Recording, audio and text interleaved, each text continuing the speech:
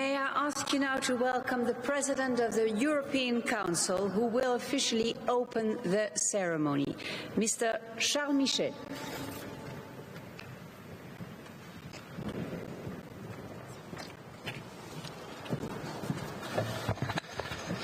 Merci beaucoup. Thank you very much. Your Majesty, Your Royal Highness, ladies and gentlemen, heads of state and government, excellencies, dear friends. For me, it is a particular pleasure to offer you a warm welcome to Brussels for this summit of the European Union and ASEAN. Pleasure to welcome you to the first ever EU-ASEAN Commemorative Summit, and is also the first ever EU-ASEAN Summit here in Brussels, here in the European Council, the home and meeting point for our 27 EU member states.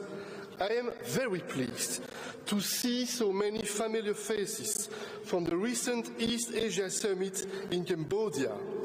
I want to particularly recognize my co-chair, Prime Minister Hun Sen, Chair of ASEAN, and President Marcos as ASEAN Coordinator for relations with the European Union. Ladies and gentlemen, we are here to celebrate 45 years as partners and to set our shared priorities for the coming years. This month also marks the 2-year anniversary of ASEAN and the EU becoming strategic partners. And looking back, we have clearly shown that this was the right decision. The EU and ASEAN are the world's 2 most advanced regional integration organizations. We understand each other very well, we share the same values and the same spirit of cooperation, and we both know the challenges of transforming the vision of a political community anchored in common interests and rules into concrete reality for our citizens. Today's meeting is also an opportunity to bind our regions closer together, and one way to do that is through trade. Trade is a powerful tool for promoting growth and closer ties between our regions. Our trade agreements with Vietnam and Singapore have already boosted our common trade and will continue to help drive our recovery. And we are exploring trade agreements with other countries in your region. We also hope to develop an EU-ASEAN free trade agreement. And another concrete example of our cooperation is our partnership and cooperation agreements with Thailand and Malaysia that will be signed later today. Ladies and gentlemen, dear friends, our 2 regions have faced major challenges in recent years. The COVID pandemic has hit our societies and economies hard and caused enormous suffering. But this pandemic has also brought out the best in humanity. We were able to develop and produce vaccines in record time, and the EU, together with our EU member states, we have mobilized over 800 million euros to support ASEAN and its member states to fight the pandemic. And through COVAX, we provided more than 3 billion euros to help secure almost 2 billion doses of vaccines for low and lower middle-income countries in the ASEAN region included. Ladies and gentlemen, dear friends, we are living through turbulent geopolitical times. Climate change, COVID-19, conflicts and security challenges. And on top of this, Russia's war against Ukraine and its consequences for the world, the energy crisis and the food security crisis. The European Union has stood by the people of Ukraine since day one, because this war blatantly violates the United Nations Charter. The attempt to change internationally recognized borders by force is not acceptable, and we stand for the values and principles enshrined in the United Nations Charter. These are not just words, these are the compass for all countries who believe in peace and the respect for human rights and for fundamental freedoms, and that includes respect for the territorial integrity of sovereign nations. Dear friends, the EU and ASEAN, we have so much in common, and that's why we are pleased to work together to deepen our cooperation. And we can do this in 5 key areas. First, to achieve greater prosperity. By working more closely together through multilateralism, we can build a more peaceful, fair and prosperous world. It is in both our shared interests. Second, we can work more closely together to protect our planet. This is a global existential challenge that needs everyone on board, and we owe it to the future of our children. Third, the digital transition is a challenge for all our societies, and we can work together to develop peaceful, secure, open and inclusive digital economies. The fourth area where we can deepen our cooperation is on infrastructure and connectivity, by strengthening our links in the fields of science, technology and innovation, including initiatives that bring our students and young people closer together. And finally, we can deepen our cooperation in security and defense across many areas, like transnational crime, maritime security, women in conflict, and peacekeeping operations. In particular, we can work together to improve cybersecurity and fight cybercrime. I strongly believe we can deepen our relationship in all these fields for the benefit of our people. And this deeper cooperation goes hand in hand with the EU strategy for greater cooperation with the Indo-Pacific region. We want to contribute to the region's stability, security, prosperity, and sustainable development. Thank you for being here. You can count on the European Union. Thank you.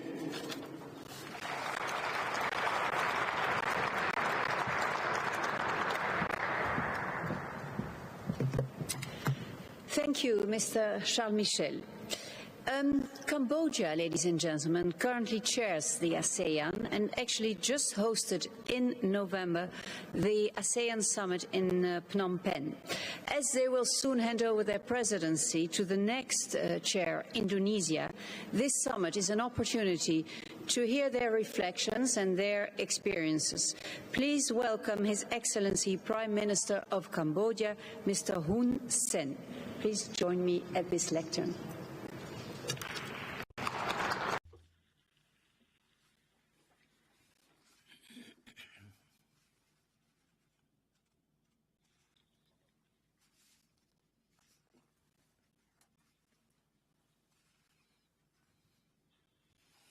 Excellency Charles Michel, President of the European Council, Ursula von der Leyen, President of the European Commission, Excellency Peter Fiala, Prime Minister of the Czech Republic, and President of the Council of the European Union, Your Majesty the Sultan, Excellencies, Madam Lady, leaders of the EU member states, and the ASEAN colleagues.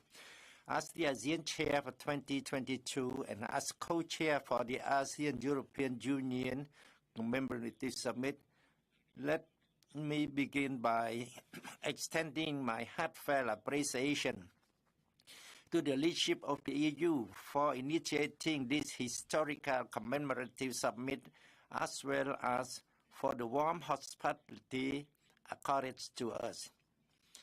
Indeed, this commemorative summit is a major milestone of our 4.5 decades-long relationship. As per our tradition, this is an opportune moment for us to look deep into our past cooperation, as well as to exchange our views and wisdom to chart the course of our future's relation. Needless to say, the rapidly evolving regional and global architectures and all the traditional and non-traditional challenges are all areas of importance that merit our consideration for this summit agenda. Your Majesty, the Sultan, Excellencies, Madam, ladies and gentlemen, our joint vision, conscience, and desire for peace and prosperity of our two regions have guided us to successfully establish a strategic partnership, which is reinforced by a clear plan of action to 2023-2027, covering a wide-ranging areas of cooperation under the three pillars of ASEAN. At the same time, I wish to recognize the good progress of the implementation of the previous Plan of Action 2018-2022. Certainly, this commemorative summit is being held at a time when multilateralism is under severe strain. For more worrisome for this part, global peace is also threatened by state action that blatantly violate universally recognized international law, norms, and principles.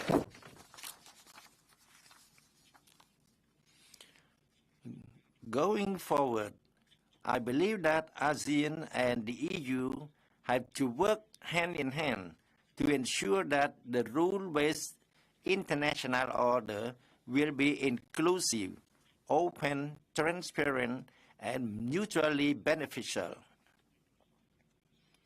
As two rule-based and responsible regional blocs, ASEAN and the EU should spare no effort to safeguard and promote the United Nations charters and universally recognized law, norms, and principles, which serve as the foundation for building peace and stability and improving the life and livelihood of our people and beyond. On a personal note, and here I take the case of the protracted conflict and the ensuing strategies of my own countries, Cambodia, I never believed that we can achieve peace through the act of war or the mere of threat of war. That is why I sincerely hope that peaceful settlement of conflict through dialogue and consultation should be our common approach.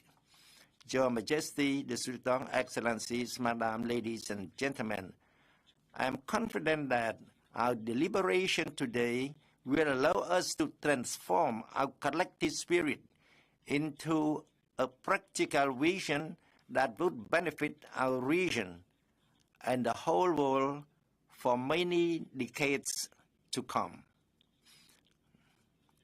I look forward to a frank, open, and constructive discussion. Thank you for your attention.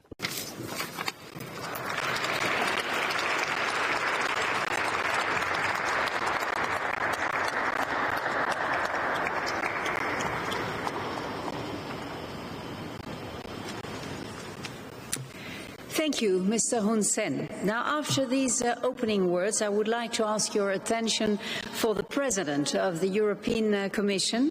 She will share her thoughts and experiences on the strategic partnership of the EU and the ASEAN based on the shared values and principles of both organizations. Her Excellency, Mrs. Ursula von der Leyen, who I will also ask to join at this lectern.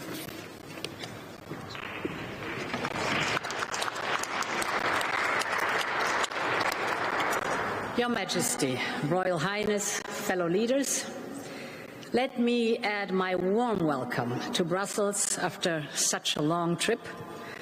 One thing is for sure, There might be many, many miles that divide us, but there are much more values that unite us. For 45 years now, indeed, ties between the European Union and ASEAN have grown stronger and stronger.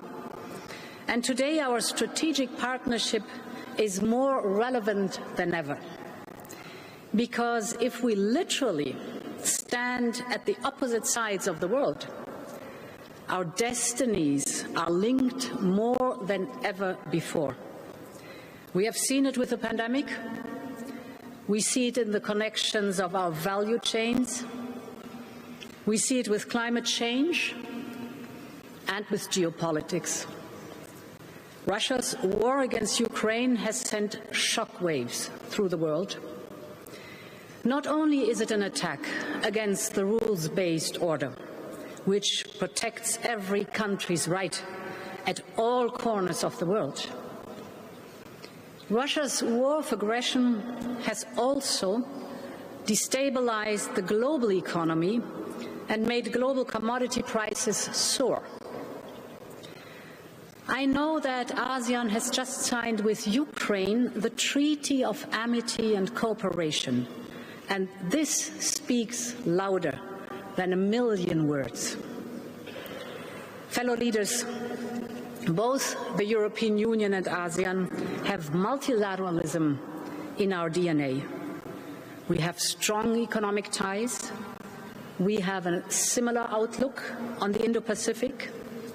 And this summit gives the opportunity to discuss how we can join forces even more to achieve our shared goals. And I see three key areas where we can do more. The first is on energy and climate. Russia has unleashed a global energy crisis which comes on top of the ongoing climate crisis. The answer to both crises is the same. We must support each other to speed up our transition away from fossil fuels and towards renewable energy. Renewable energy is not only good for the climate, but it is also homegrown. It gives us independence and security of supply. At G20 in Bali, we signed a Just Energy Transition Partnership with Indonesia. And together with partners, we have just concluded a similar partnership with Vietnam. I know that Prime Minister Hun Sen has called for an ASEAN Green Deal. So let us discuss how the European Green Deal and the ASEAN Green Deal can reinforce each other. My second point, we should also reinforce our economic ties and trade. We are each other's third largest trading partner, but it accounts only for 5% of our trade. So there's so much of untapped potential. And the lesson of the pandemic should be that we should all diversify our partnerships. And we all know that today, trade agreements are much more than tariffs and quotas. They are vehicles of cooperation to jointly address the twin green and digital transitions. They are also about digital trade, about clean technologies, about resilient supply chains.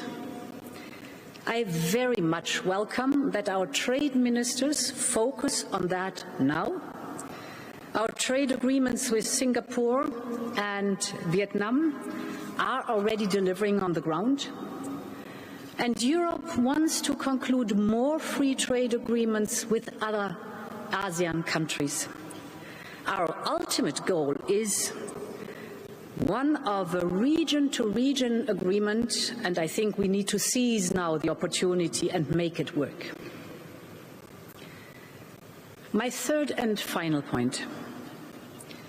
Meeting the challenges of the twin green and digital transition requires massive investments in infrastructure and people.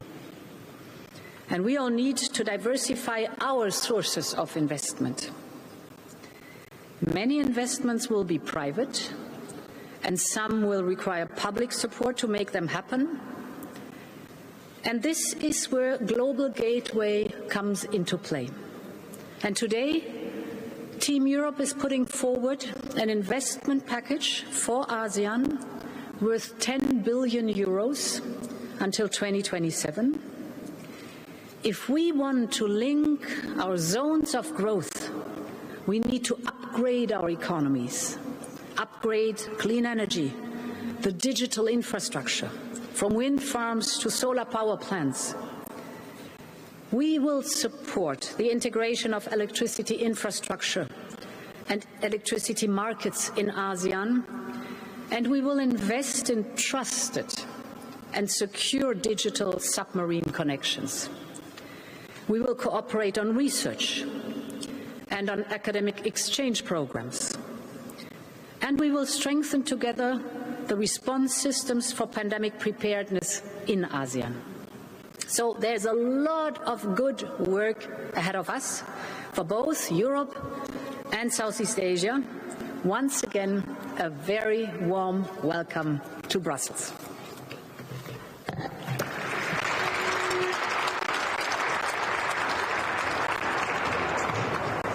Thank you, Mrs. von der Leyen. Now, before we give the floor to the other distinguished leaders, we invite you to listen to some music, to listen to the cellist Marcel Johannes Kits. He is from Estonia. He began his training in Tallinn, and then he continued his studies in Germany. After reaching the semi-finals of the International Queen Elizabeth competition this year, in 2022, he qualified for the finals and ended up third.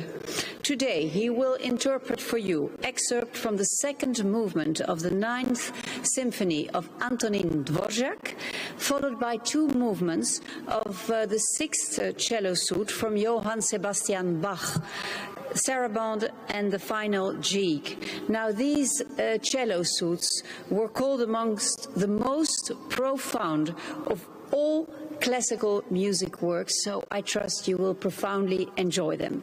They are considered some of Bach's greatest musical achievements. Please put your hand together for Marcel Johannes Kits.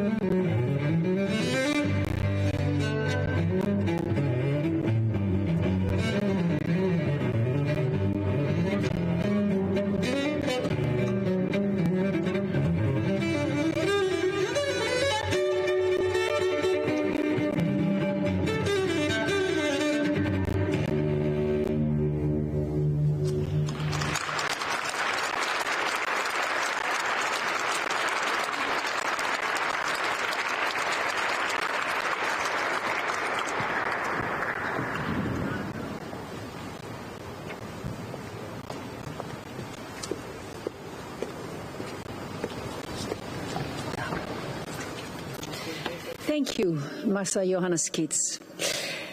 The Philippines Your Majesty, Your Royal Highnesses, Your Excellencies, ladies and gentlemen, the Philippines as a country currently assume the ASEAN-EU coordinator role.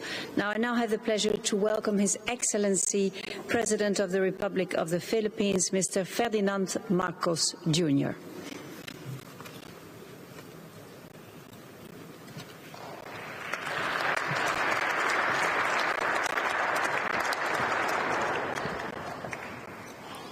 Your Majesty, Your Excellencies, President Michel, EU Commission President Ursula von der Leyen, distinguished guests, ladies and gentlemen. After 45 years of enduring partnership, there is still much that can be achieved between the two organizations that we head. Given the breadth of potential cooperation between our regions and countries, I would like to enumerate 3 priorities. 1, I look forward to closer maritime cooperation between our blocs based on the intersection of priority areas between the ASEAN outlook on the Indo-Pacific and the EU strategy for cooperation in the Indo-Pacific, underpinned by ASEAN centrality. Beyond declaring respect and support for UNCLOS as a legal framework that governs all activities in the oceans and seas, we need to see an effective application of the UNCLOS to address the maritime disputes and geopolitical rivalry in the Indo-Pacific to truly realize the still distant aspiration for the Indo-Pacific to become a sea of peace and prosperity for us all. 2, I look forward to closer economic cooperation, both on our bilateral and bloc-to-bloc relations. At this time of economic recovery from the ravages caused by the pandemic and the current threats on the supply chain, I hope to see the proposed Philippine-EU Free Trade Agreement move beyond scoping negotiations soon. With the entry into force of the Regional Comprehensive Economic Partnership amongst Asia-Pacific countries, the European Union misses out on the benefit of having a similar agreement with ASEAN. We encourage the EU to calibrate the scope and coverage of its proposed FTA to what is currently possible for ASEAN to collectively agree on, so we can make concrete progress on the negotiations on the ASEAN-EU FTA. Likewise, I look forward to closer cooperation and to the continued implementation of the PH-EU Partnership Cooperation Agreement for the benefit of our peoples. And third, the world must get together to fight the effects of climate change and to ensure sustainable development. Climate change threatens to radically transform for the worse many vulnerable ASEAN landscapes. It is a race against time to conserve and prevent habitat and biodiversity loss. The ASEAN Center for Biodiversity, which is based in the Philippines and manages the preservation of all 51 ASEAN heritage parks dotted all over the region, which represents ASEAN's diverse ecosystems, needs as much support as it can get. I encourage the EU and its member states to continue extending cooperation activities and support for the ACB. We are currently losing huge chunks of our natural resources at a rate difficult to repair and impossible to replenish in our lifetime. The ACB's work is vital in preserving and growing ASEAN's rich national heritage, which serves as a main pillar of our culture and our economy. As coordinator of the ASEAN-EU Dialogue and Green Tech and Innovation Mapping until 2024, the Philippines will vigorously pursue collaboration and coordination with the EU to meet the dialogue's aim of facilitating green technology transfer and cooperation between our regions. At the bilateral level, I express my appreciation for the launch earlier this year of the EU-funded National Copernicus Capacity Support Action Program for the Philippines, which will help us develop and apply space technologies to increase our resilience to natural disasters and climate change. There is no problem like climate change that is so global in nature that it requires immediate and united effort.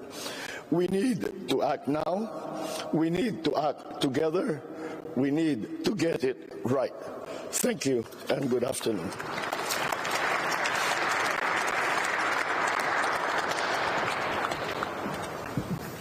Thank you, Mr. Marcos. The Council of the European Union has a rotating presidency. The current holder of this presidency of the Council is the Czech Republic. So please, your attention for His Excellency Prime Minister, Mr. Petr Fiala.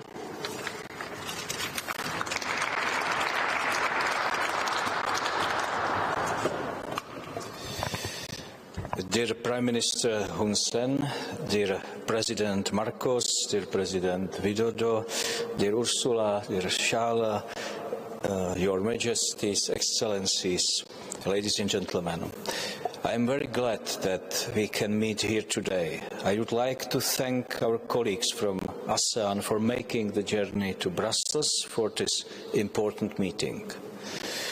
Despite the geographical distance between us, the Czech Republic has identified Indo-Pacific as one of the priorities of its presidency in the Council of the European Union. The main goal of our presidency was to tackle the impact of Russian war in Ukraine on Europe and its citizens. The Russian aggression in Ukraine has a global impact. It cannot be understood as a distant conflict by anyone. It violates the international law, in particular the UN Charter.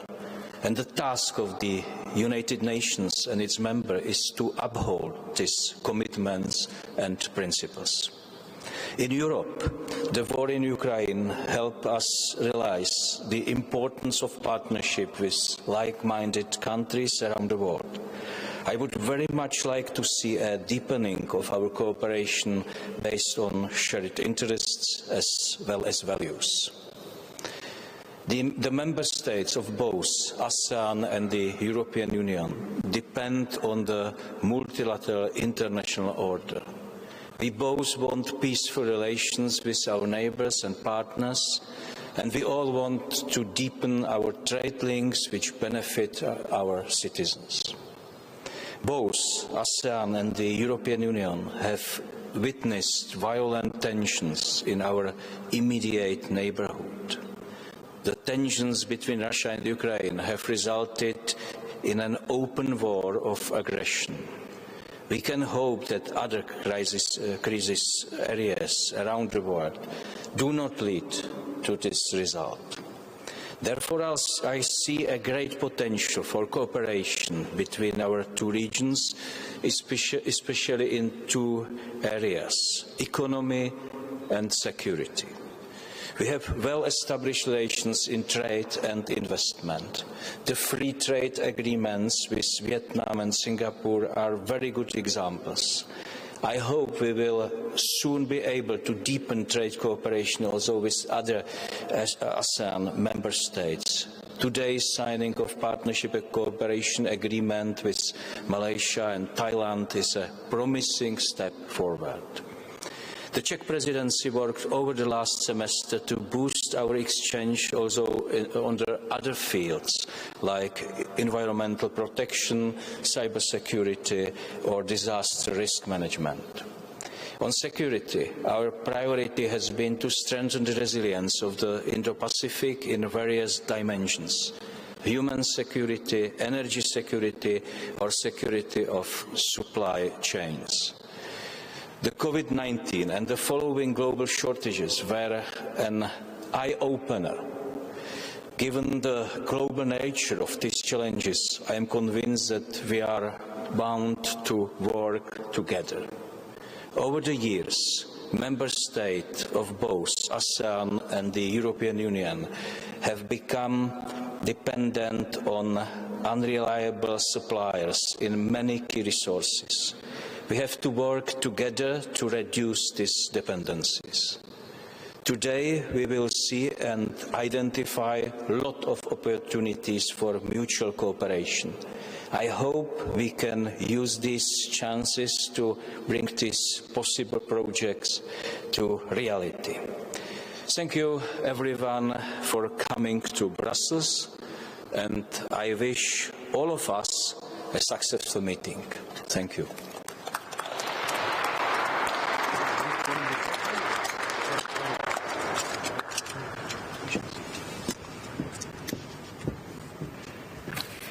Thank you, Mr. Fiala.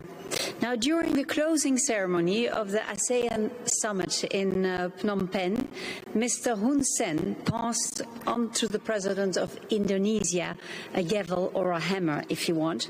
This was a symbolic gesture, of course, in view of Indonesia taking over officially the presidency in 2023. So I now invite His Excellency, the President of Indonesia, to speak to you, Mr. Joko Widodo.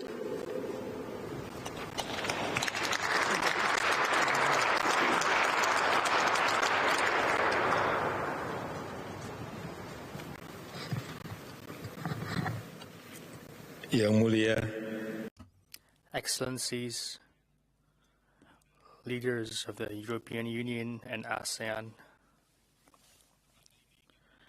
this year we mark the 45th anniversary of partnership between ASEAN and the EU. We have gone through many challenges together. Our partnership has also attained many good outcomes. However, I have to say that our partnership is not all smooth sailing. Many differences that we must address. Thus, if we want to build a better partnership, partnership must be based on equality. There must be no imposition of views. There must not be one who dictates over the other and thinks that my standard is better than yours. Distinguished leaders, for decades, Southeast Asia has become the economic powerhouse. All projections point to Southeast Asia as the epicentrum of growth. Therefore, partnership with ASEAN is a beneficial one. In September this year, the EU-ASEAN Business Council issued the survey's result on business perception in ASEAN. 63% respondents see ASEAN as the region with the best economic opportunity. 69% respondents expect ASEAN markets to become more important in terms of worldwide revenues over the next 2 years. And 97% respondents want the EU to accelerate FTA negotiations with ASEAN and its members. Let us build an equal and mutually beneficial partnership. From the pandemic and multidimensional crisis we are facing, we'll learn important lessons. That to grow and to prosper together is the only option. We must not only advance together, but also must progress equally. Let us shape a better future together. Thank you.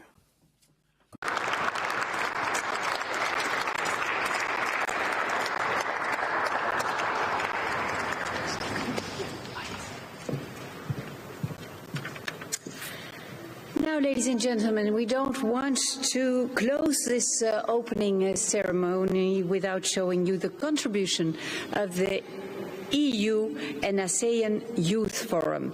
They are very keen on sharing their recommendations on some hot topics such as security, technology, fake news, fair trade, climate, integration, and so on. It is, if you want to see it that way, an invitation to take action. How do they see the creation of a better world? Now let's hear what they have to say to you. President of the European Council, Charles Michel, ASEAN Chair Prime Minister Hun Sen, Your Excellencies and distinguished guests. We, the Young Indo-Pacific Forum, the Youth Sounding Board, and the EU-ASEAN Young Leaders Forum are here representing youth from both regions. On behalf of our peers, we would like to share with you recommendations which we strongly call for you to take action on following this historic summit. In the area of security, governments and society face a multitude of threats. Therefore, we recommend immediately establishing a common framework to combat hybrid threats. We believe digital and technological cooperation is essential to boost economic development and democratic integration. We recommend the integration of ASEAN states into the European single market for data to share standards and increase transparency. We have concluded that fake news is the biggest threat to democracy, human rights, and the rule of law. Therefore, we recommend you to force large social media corporations to combat disinformation on their platforms effectively. Regarding trade, we need to move past a purely business perspective and include values and common ideas to tackle future challenges. Therefore, we recommend more continuous dialogue through a value-sounding board to ensure fair trade for all. We must limit global warming to 1.5 degrees, and we have to act now. We recommend the immediate disinvestment of environmental harmful subsidies. Subsidies on fossil fuels need to be shifted towards a just green transition to avoid a climate catastrophe. The space to create these recommendations was made possible with the amazing support of the ASEAN-Europe Foundation and Konrad Adenauer Stiftung as partners of the Young Indo-Pacific Forum, and DG INPA as initiators of the Youth Sounding Board and the EU-ASEAN Young Leaders Forum. We call upon you to make space for youth in decision-making to take action based on our input. Let's move past tokenism and youth washing towards meaningful youth engagement in all areas. We strongly support Commissioner Opalainen's idea to include a youth representative in each delegation at EU-ASEAN summits. We will endure consequences of inaction, so decisions about our collective future must be made together with us involved. Through all the challenges we have and continue to face, we have been showing up already as leaders, committed to making the world a better place. Let's work together!